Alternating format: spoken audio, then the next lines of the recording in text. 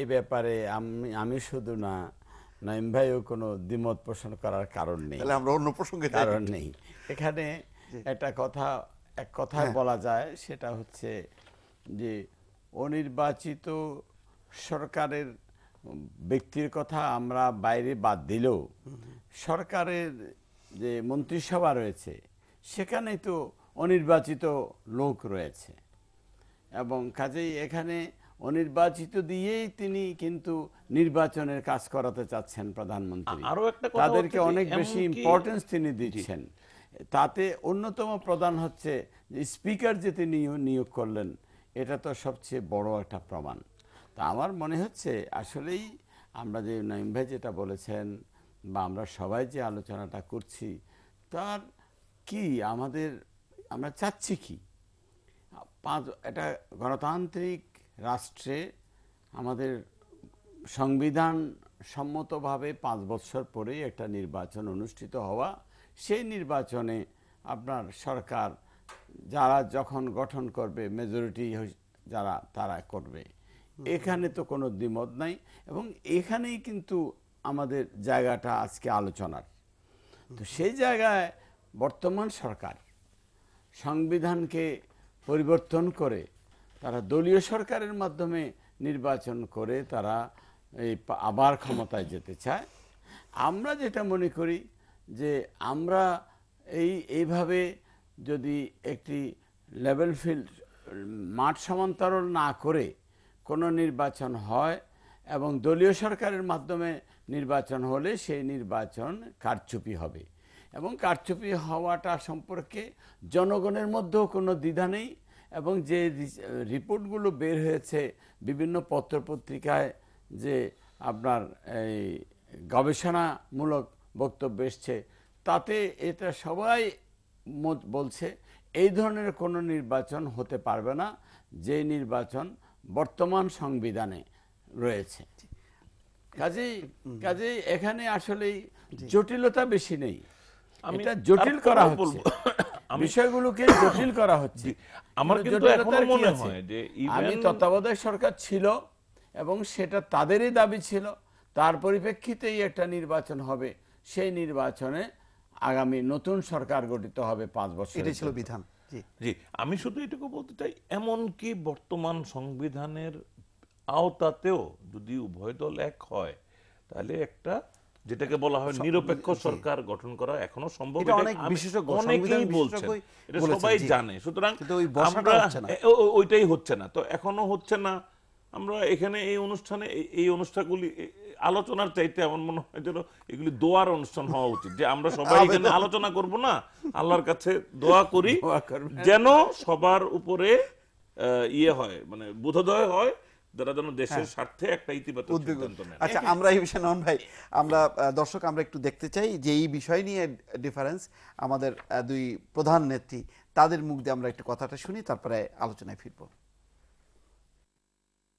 যদি তারা নিরপেক্ষ সরকার নিয়ে আলোচনা করতে চায়, তাহলে নিশ্চয়ই আমরা সেখানে সাড়া দেব। পার্লামেন্ট বাতিল করতে হবে, তার আগে নির্দলীয় নিরপেক্ষ সরকারের বিল এনে আপনারা আইন পাস করে দেশের একটা সুষ্ঠু সুন্দর পরিবেশ তৈরি করবেন নির্বাচনে। আমাদের বিরোধী দলের নেত্রীকে আহ্বান করেছিলাম আলোচনায় আসতে, এবং বলছিলাম যে পার্লামেন্টে আপনি আসেন, আলোচনা করেন। পার্লামেন্টে তারা একটা মুলতবি প্রস্তাব দিয়েছিল, সিদ্ধান্ত নিয়েছিলাম যে আমরা এই মুলতবি প্রস্তাবের উপরে আলোচনা করব। তারপরে শুনি তারা মুলতবি প্রস্তাব প্রত্যাহার করে নিয়েছে, মানে আলোচনা তারা করবে না, অর্থাৎ তারা দেশে গন্ডগোল পাকায় রাখতে চায়। জি, আপনি বলবেন। এখানে আমাদের মাননীয় প্রধানমন্ত্রী আগ্রহ আছে, যেমন আমাদের যে বক্তব্যটা উপস্থাপন করেছেন, বেগম জিয়ার হলো যে আলোচনায় আমরা বুঝতে চাই, এই বক্তব্য কোনো নতুন কোনো বক্তব্য না, এটা বিভিন্ন সময়ে শুধু তিনি না, এখন তিনি যাদেরকে প্রচার কমিটিতে রেখেছেন, নাসিম সাহেব সহ, সুরঞ্জিত বাবু সহ, যে তাদের সকলের বক্তব্য যে পার্লামেন্টে আসেন।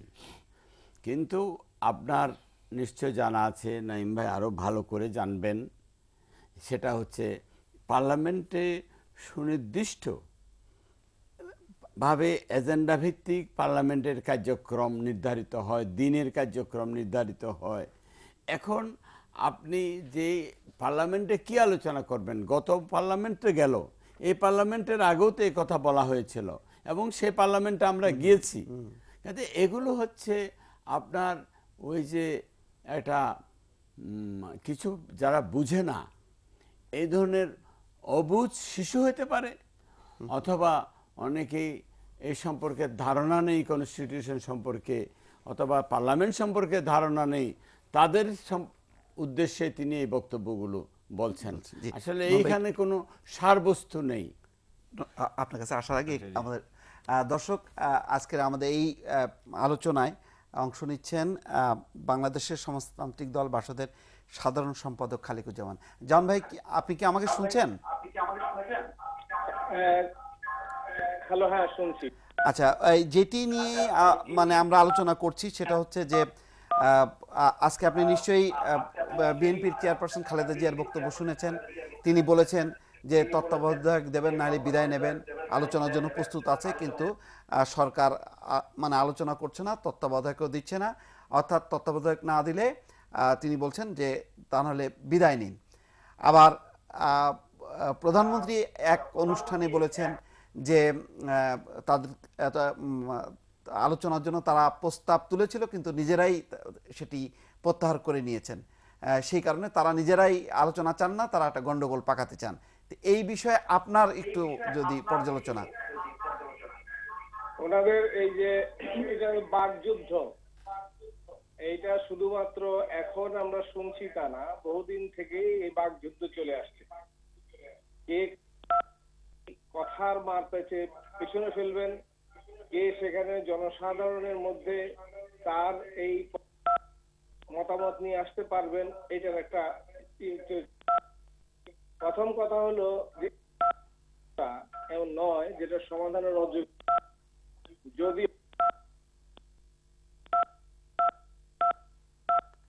দর্শক একটু যান্ত্রিক ত্রুটি আমরা পাচ্ছি, আমরা কিছুক্ষণ পরে আবার আসছি।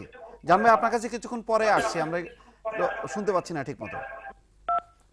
ভাই, আমার মনে হয় যে জামান ভাই যে কথাটা বলছিলেন, বেসিক্যালি যে এগুলি আমাদের এই নতুন করে দেখা না, আসলে দুই দলের মধ্যে এই ধরনের কথামালা, কথার যুদ্ধ, বাকযুদ্ধ যেভাবে বলেন, এটা অনেকদিন যাবতই চলছে, নতুন কিছু না। আমরা মানে, এবং আমার ব্যক্তিগত এখানে অ্যাড করার বিষয় হলো যে আমি কিন্তু আশাও করি না যে দুই দলের মধ্যে কোনো আনুষ্ঠানিক আলাপ আলোচনা আসলে আদৌ হবে।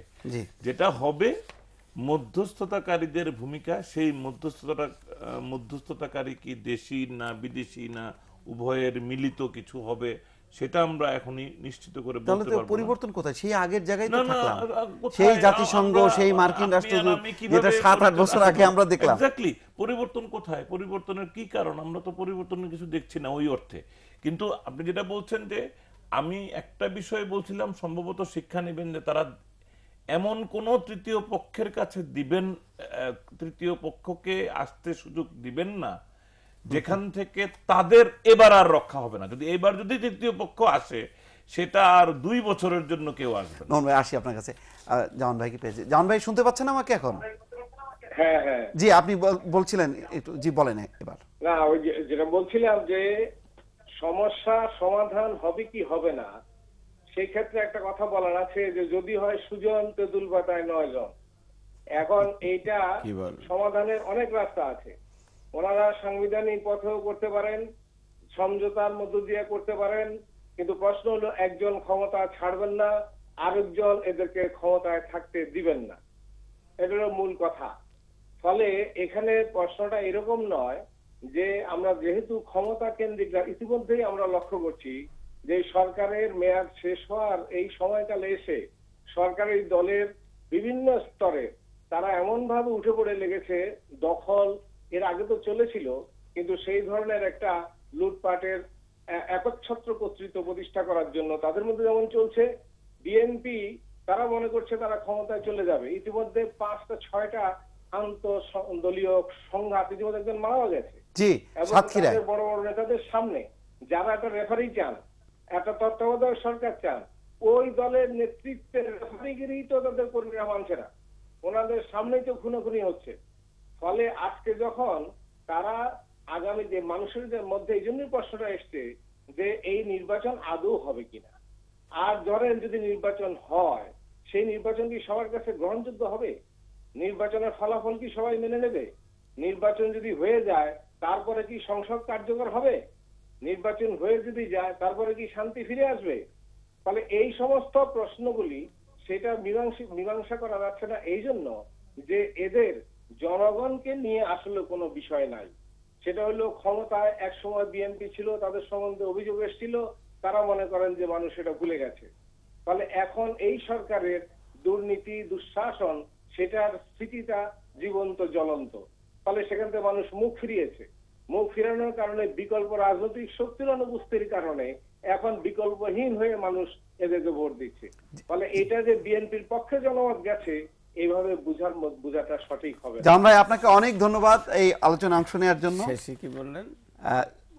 মানে মানুষ এই মানে বিএনপিকে যে ভালোবেসে পছন্দ করে যাচ্ছে তা না, আওয়ামী লীগকেও পছন্দ মানে করার ওটা কারণে যেহেতু অতীত, বিকল্প নাই, এই মুহূর্তে জ্বলন্ত হচ্ছে এই সরকারের দুঃশাসন, সুতরাং এটা মনে রেখেই তারা যেহেতু কোনো বিকল্প দল নেই বলেই বিকল্পহীনভাবে আপনাদের দিকে যাচ্ছে। আসলে খালেকুজ্জামান ভাই একটি আদর্শভিত্তিক রাজনৈতিক দলের মূল নেতা, এবং তার যে রাজনীতি, সেই রাজনীতিকে তিনি এইসব আলোচনার মধ্যে প্রতিফলনের চেষ্টা করেন, এবং এটা তার যে একটা আলটিমেট যে দলের যে একটা আগামী দিনের যে প্রোগ্রাম, সেই প্রোগ্রামটাকে সামনে রেখে তিনি দুই দলের আলোচনা সমালোচনা করেন। এটা অবশ্যই তিনি করতে পারেন। তবে আমার যেটা মনে হয় কি জানেন, সেটা হচ্ছে আমরা যে বিষয়টা নিয়ে এখানে আলোচনা করছি, এই বিষয়টা কি? বিষয়টা হচ্ছে আমার কমপ্লায়েন্স হচ্ছে যে 5 বছরের মধ্যে একটি নির্বাচন দেশে অনুষ্ঠিত হতে হবে, সংবিধান সে কথা বলে, এবং সংবিধানকে পরিবর্তন করা হয়েছে, এবং পরিবর্ধন করা হয়েছে। প্রিয়াম্বেলে অনেক বক্তব্য এসছে যেগুলো জাতীয় ঐক্যমতের ভিত্তিতে হয় নাই, কিন্তু এর মধ্যে অনেকগুলো সমস্যার মধ্যে প্রধান যে দ্বন্দ্ব, সেটা হচ্ছে নির্বাচন। তো এই নির্বাচন অবাধ হোক, সুষ্ঠু হোক, নিরপেক্ষ হোক, এই কথাটা কিন্তু আজকে নাগরিক সমাজ থেকে শুরু করে সাংবাদিক বন্ধুগণ, রাজনীতিবিদরা, এমনকি যে 14 জোটের যে মহাজোটের যে নেতারা আছে, তার অন্যতম শরিক দল এরশাদ, তারাও কিন্তু বলছে যে আজকে এই ধরনের একক দলীয় নির্বাচন হতে পারে না, দলীয় সরকারের মাধ্যমে নির্বাচন হবে না। যে আমার বক্তব্য হচ্ছে এখানে খুবই সাদাসিধা বক্তব্য। আমার বক্তব্য সাদাসিধা, বিষয়টাও অনেক জটিল বিষয় না। যদি আমরা এভাবে চিন্তা করি যে একটি নির্দলীয় নিরপেক্ষ সরকারের মাধ্যমে প্লেন ফিল্ডে নির্বাচন হবে, এবং সেই নির্বাচনে জনগণ যাদেরকে ভোট দেবে তারা পরবর্তী সরকার তারা গঠন করবে, এবং আজকে এটা তো একটা দিক গেল। দ্বিতীয় হচ্ছে কেন পরিবর্তন আমরা যে আলোচনা করছি, সমালোচনা করছি, সেটা কি শুধু সরকার পরিবর্তনে? সেটাও তো না। আমাদের আলোচনা অনেক সময়ে যে আমরা সরকারকে সহযোগিতা করতে চাই বিরোধী দল হিসেবে, সরকারের সমালোচনা করি এবং সরকারের বিরুদ্ধে আন্দোলন করি, এটা তো ফর্ম অফ গভর্নমেন্ট, যেখানে পার্লামেন্টারি, সেখানে এটা হচ্ছে তার একটা কনভেনশনাল পদ্ধতি। সেই পদ্ধতিতেও আজকে যে আলোচনা সমালোচনা এবং এই সরকারের বিরুদ্ধে আমরা যে বক্তব্যগুলো উপস্থাপন করছি, এটাতেও কিন্তু আমাদের উপরে নির্যাতন নেমে এসছে। পদ্মা সেতুর কথা কে না বলবে?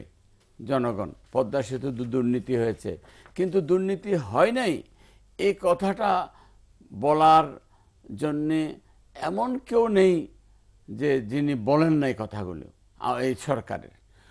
এবং এখানে শেয়ার মার্কেটে যে ডিজাস্টারটা হয়েছে, এবং অর্থনীতি যে ধ্বংস হয়েছে, ক্ষতিগ্রস্ত হয়েছে, এবং রাজনীতিতে যে সহনশীলতার অভাব, গুম খুন হচ্ছে এবং তার লাশ পাওয়া যাচ্ছে না।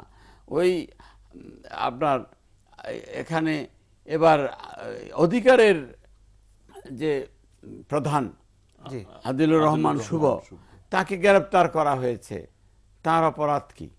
তিনি একটা সংবাদ ছাপিয়েছেন এবং তিনি বারবার বলছেন তার প্রমাণ যেখানে দেওয়া দরকার সেখানে আমি দেব, কিন্তু তাকেও ছাড়া হচ্ছে না। ফলে এই সরকার একটি অমানবিক এবং রাষ্ট্রবিরোধী সরকার। জি, একটু ফলে এই break নিই। সরকারের পতন দরকার এবং এই পতনটা নির্বাচনের মাধ্যমে হোক, এটা আমি চাই। আচ্ছা